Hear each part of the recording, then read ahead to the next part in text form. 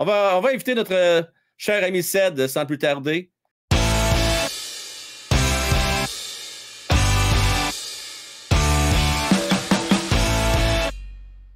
Ah ben, c'est pas mon Cédric. Comment est-ce qu'il va?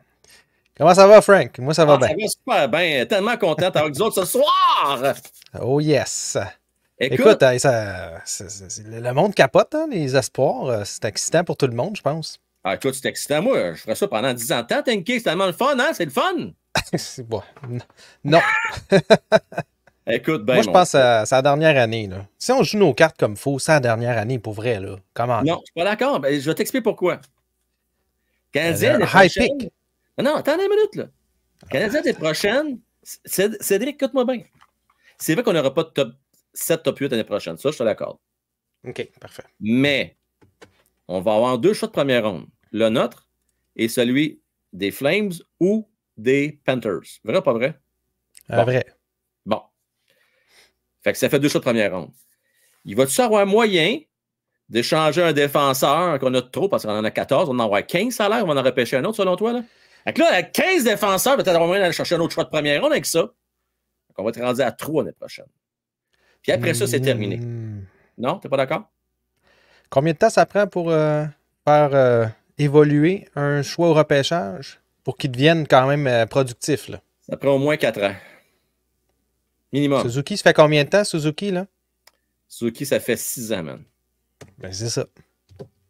Oh, mais il était bon il y a 2 ans quand même. Oui, il était bon pour être un joueur de soutien top 6. Ouais. Là, il est rendu un top 3. Il est rendu là. Ouais. Mais ça a pris 6 ans pour qu'il soit rendu là, être capable de driver son équipe et d'aider son équipe. Ah, si tu regardes ça de même, c'est vrai, t'as raison. Ça là-dessus, je peux pas te l'enlever. Puis là, ce qu'on a besoin, c'est un deuxième gars de même. Mais un il y a vrai des deuxième gars. Tu sais, exemple des Benson, là, ou tu sais, des Bédard ou des Slaffy, il y en a qui sont bons dès la première année ou deuxième année. Ben là, c'est pas d'autres qui vont faire gagner la Coupe Stanley, on s'entend, là.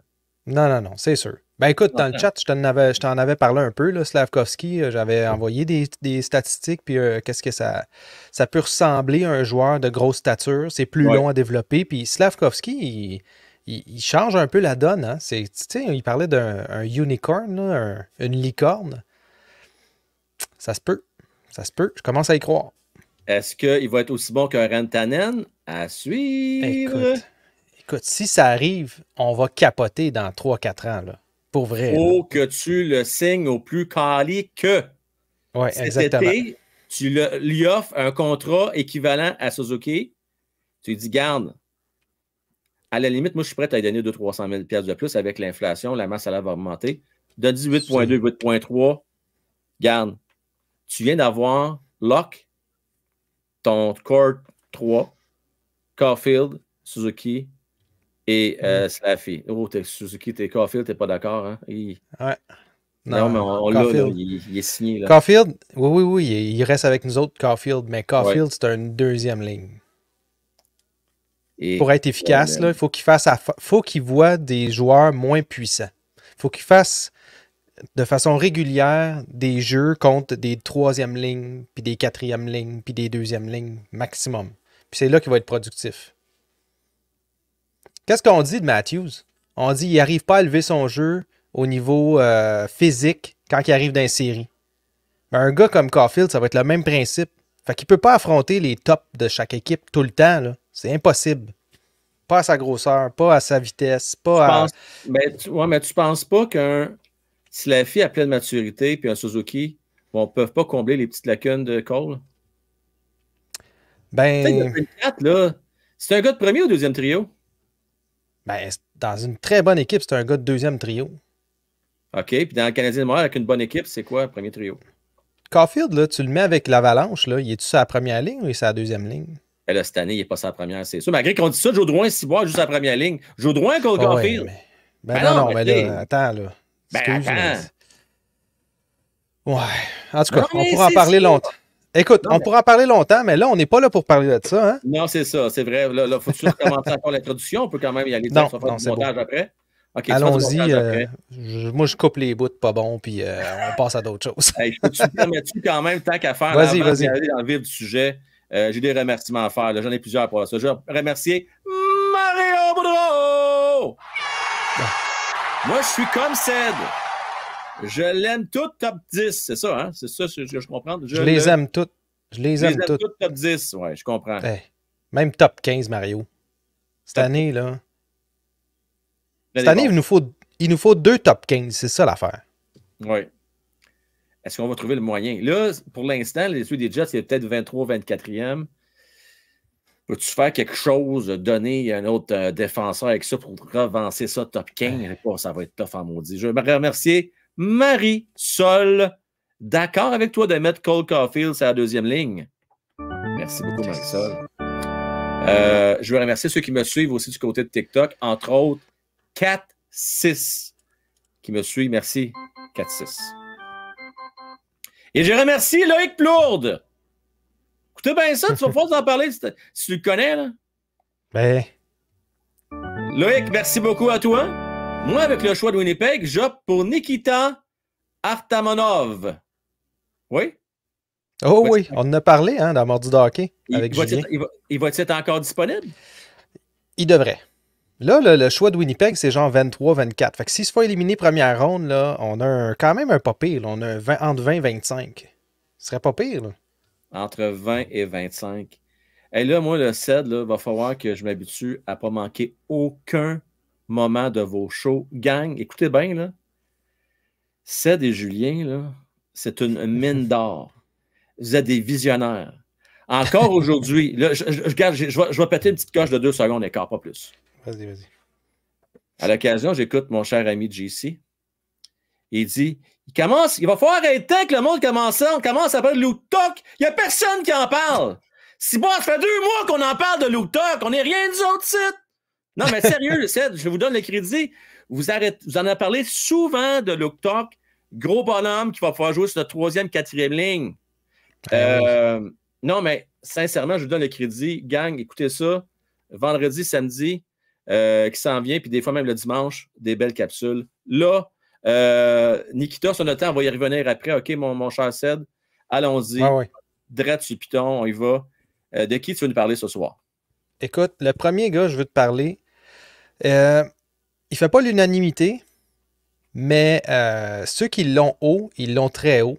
Oui. Puis on parle de Ziv Bouyum. Bouyum. Il est bien populaire. Lui, il est rendu 4e, 5e sur bien des listes défenseurs gauchers. Parle-nous-en.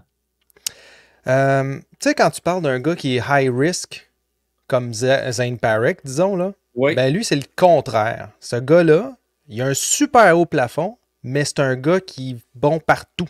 Fait qu'il est capable de tout faire sur la glace. Ça, là, habituellement, ça part vite. Ça part très vite. Les siders, puis les gars dans ce genre-là, là, qui sont capables de scorer, qui sont capables de la mettre dedans de façon régulière, d'alimenter l'attaque, de rusher un peu comme Matheson est capable de le faire, de faire tout ça là, à high level, dans le sens à très haute vitesse, à très. Le IQ hockey, là, il l'a. Fait il y a tout le package deal. Là, dis-moi ça. OK, il y a le package deal, mais il mesure sur 5 et 10 là, avec, là? Au début de la saison, ou avant la saison, là, il mesurait 6 pieds. Son frère mesure 6 pieds 4, son frère. Puis là, il est rendu théoriquement, selon le site de l'équipe de Denver pour laquelle il joue, il est à 6 pieds 2 maintenant. Il a pris 2 pouces! Ouais, monsieur. 2 pouces, peut-être 1 pouce et demi, là. Peut-être qu'ils ont rajouté, ils ont mis ça au plus haut. Ah, là, mais... oui, écoute, c'est sûr hein, qu'ils ajoutent une coupe de catalogue Sears en dessous des pieds. C'est intéressant, ça. J'aime ça, moi, là, Ced. J'aime ça, moi, là. On commence à jouer. 180 livres. Le bonhomme, écoute, en plus, il n'est pas tout seul. Il y a un frère qui joue, qui a été repêché par Détroit à 39e, 36e, 39e position. Ouais, 36e position, excuse-moi. Shai Bouyum. Puis il joue dans la même équipe ensemble. En fait, Bouyum, il s'en va. Il est dans le Frozen Four en ce moment. Donc là, ce qui est le fun de voir, puis il va se battre contre qui? Contre Lane Hudson. Premier match dans le Frozen Four. Ça va être intéressant, sauf que Hudson est 2 ans plus vieux, right? Exactement. Puis là où ça devient intéressant, puis là, la gang, je veux pas faire des mauvaises comparaisons, mais c'est pas moi qui fait les comparaisons. C'est la plupart des gens s'entendent pour dire que Ziv Bouyum, c'est Lane Hudson, plus gros, plus fort, plus rapide. Avec des meilleures mains. Y a-t-il d'autres choses que dans le en plus, là, lui-là? Là? Ben, si on regarde ça, tu l'échanges, tu peux pas échanger un pour un. En ce moment, le plafond de Boyum est beaucoup plus haut. Il est beaucoup mieux regardé aussi, non seulement à cause de sa grosseur puis de son package, mais c'est ça. C'est un gars qui va être qui a gagné à être connu plus la saison a commencé avancé. Puis on l'a vu dans le junior, dans le tournoi junior là, de Noël, là, dans le temps qu'on faisait ça ensemble avec Julien sur ta chaîne. Ben, il a vraiment pris de l'assurance. C'est là qu'il a décollé pour vrai, là, puis qu'il a vraiment pris son envol. Puis ça a fait en sorte que, écoute, c'est un des meilleurs défenseurs recrues de la NCAA, du NTDP en réalité. Là. Il a fait 40 points en 63 parties. Ensuite de ça, il arrive dans la... Pour vrai, c'est tout un joueur. Là. Écoute, moi, je suis capable de barrette. Puis là, excuse-moi, je souris, mais c'est parce que c'est plus fort que moi. Mario dit Frank, tu m'énerves, tu t'énerves encore sans l'avoir vu jouer. Ah non, mais écoute, avouez que Seth ferait bon agent de joueur. Là. Moi, là, il fait saliver. Là. Écoute bien, là. Il est plus vite, plus fort, meilleur que Lane Hudson, qui est le prochain Adam Fox dans le national de hockey. Moi, je suis capable de barrette. Écoute, Seth, il va sortir avant qu'il donne le Strom. Ben là, ça se peut. Ça se peut très bien. Écoute, là, ce qui est le problème, c'est que quand tu regardes le top 10 ou le top 15, disons, tu as minimum 6 défenseurs. Puis là-dedans, là, il y en a au moins 3, 4 là, qui peuvent sortir 3, 4, 5. Donc, théoriquement, il pourrait avoir Yakemchuk qui sort, il pourrait avoir Lev Shunov qui sort, il pourrait avoir Zane Parek qui sort, puis il y a comme une carte cachée, là, un petit Silayev de 6 pieds 7 qui, lui, pourrait sortir n'importe où entre 4 puis, mettons, 12, là. Et ça voudrait dire, là, on rêve un petit peu en couleur, là, ça pourrait dire qu'un Lidstrom pourrait peut-être être disponible 5e ou 6e. Oui, monsieur. J'aurais pas de doute même. Wow, OK. On parle des Top Gun aussi, là, Iserman, puis toute cette gang-là. C'est excitant. Mais là, on va faire quoi? On en a 9 défenseurs gauchers à Montréal. On va le mettre où, là? Ben, c'est là que le bas blesse. En fait, le seul problème avec Ziv Bouyum, c'est que c'est un gaucher. C'est encore une fois un gaucher. On a-tu vraiment besoin d'un gaucher? Mais en même temps, on a-tu besoin de tous les garder, nos défenseurs qu'on a là en ce moment, là? Pour vrai, là? On a-tu besoin d'un Matheson pour longtemps? On a-tu besoin de... Tu sais, quand tu repêches le plus talentueux. Non, je comprends. Tu repêches pour dans 5 ans. Est-ce que dans 5 ans, on a encore un surplus à la défense gaucher? Est-ce que Harris est là? J'espère, Ced. Ben là. C'est qui les bons joueurs gauchers là, que tu dis? Oui, Goulet. Bon. Parfait. Okay.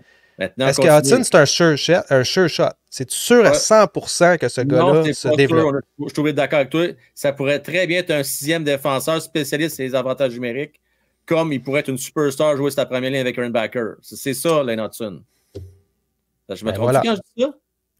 Moi, je me rappelle... J'étais un peu jeune, fait que j'ai lu des histoires là-dessus. Je me rappelle d'un certain Brian Fogarty. Ce gars-là a fait 155 points dans le junior. J'ai connu, ben oui. Repêché 9e par Québec. Jamais joué dans la Ligue nationale. Il a joué une coupe de match, là. Mais c'était pas une superstar. Malheureusement, ça n'a pas fonctionné pour lui. Fait qu'il n'y a jamais de sure shot. Fait que t'as beau avoir 2 ou 3, 4 Top Gun. On s'entend à gauche, à droite. Ça reste que tu manques jamais de défenseurs. Si tu as des défenseurs, tu peux avancer loin en série. Puis si tu as des extrêmement bons défenseurs, tu peux gagner en coupe. C'est pas compliqué. Là. On l'a vu avec Las Vegas. On l'a vu avec Saint-Louis. On l'a vu avec plein d'équipes, en fait. Là. Donc, va sortir, selon toi, avant ou après Parek? Écoute, ça va te dépendre. Honnêtement, là, ce qui est vraiment plate à dire, c'est qu'on ne le sait pas parce que ça va dépendre de ce que l'équipe priorise en termes de, de joueurs. C'est ça, c'est pas correct. C'est supposé être le meilleur joueur disponible. Non, parce que plancher, plafond, risque, high reward, low reward. Tu sais, Zane Parek. Zane Parek, là, c'est le meilleur défenseur offensif. T'as pas meilleur que lui. Sauf que au niveau défensif, il y a des grosses lacunes. Je sais d'ailleurs, il était encore le joueur du mois de mars là, en Ontario. Là, Écoute, là. c'est une machine. Est-ce que tu prends lui ou tu prends un gars qui est all-around, tu es sûr à 100%, il fait top 4 minimum? Ben, Montréal aime ça du monde qui joue à la game mais qui sont pas trop flashy. Fait que peut-être qu'ils vont bien aimer ça, eux autres, avec ton Bayum. Là. Bouillum, son plafond, on le sait pas c'est quoi. C'est ça l'affaire. Ouais. C'est correct. Bouillum, Bayum. On a le temps en masse. On va se replacer. Voilà. Donc, d'ailleurs, je veux remercier nul autre que Tron! Moi, je veux Ziv. Comme ça, Frank va faire des breaks, il va la pogner sa 4 queues et criera Bioum! Pas pire, Tron. Il n'est pas pire, pantoute. Mais lui devient ton meilleur défenseur, de ce que je comprends à Montréal présentement. Là. Devant Renbacker, devant. À gauche, il devient. À gauche, avec son plafond, il deviendrait probablement meilleur que Goulet. Donc, dans notre cas, il serait premier défenseur à gauche. Wow. Ça serait fou. Tu sais, tu mets lui, Renbacker. Ouais. Tu mets Goulet avec Mailloux. Puis si Hudson est là, puis que c'est juste un gars d'avantage numérique, ben, tu le mets sur la troisième paire, il te fait pas mal. Tu as un gars à droite. Parfait.